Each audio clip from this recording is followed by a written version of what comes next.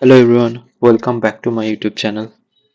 So in the earlier session we have seen how to create one data Raptor extract. Uh, so today we'll be checking one interesting feature available in Omnistudio Data Raptor. So before get started, please do like, share and subscribe my YouTube channel. So in this data Raptor get account details. So this is an extract data Raptor. So this will basically retrieve one account record based on the input name.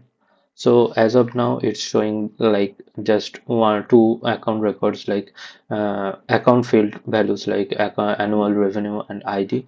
So if we see in the preview and click on the execute based on the value like Acme New York of New York office based on this name, it is showing this account details.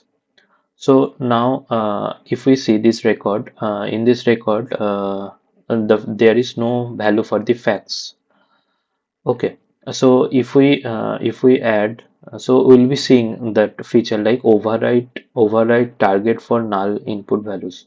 So this whenever this checkbox is getting clicked, when it is checked, so that time those null values will also be shown here. So let's add that map first. So adding the facts value like accounts colon facts, and we'll be showing that facts value under account colon facts, and currently it is not checked. So if we click on the preview, it's not showing the facts value since there is no value in the Salesforce record. But whenever we will be we'll be checking this option like override target for the null input, and the mapping is available for the facts. At that time, if we click on the execute, then it will show that null values for facts as well.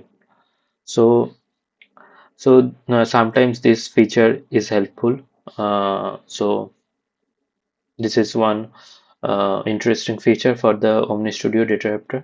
So we'll be seeing more on Data Raptor in the later session. Thank you for watching. Please do like, share and subscribe my YouTube channel. Thank you.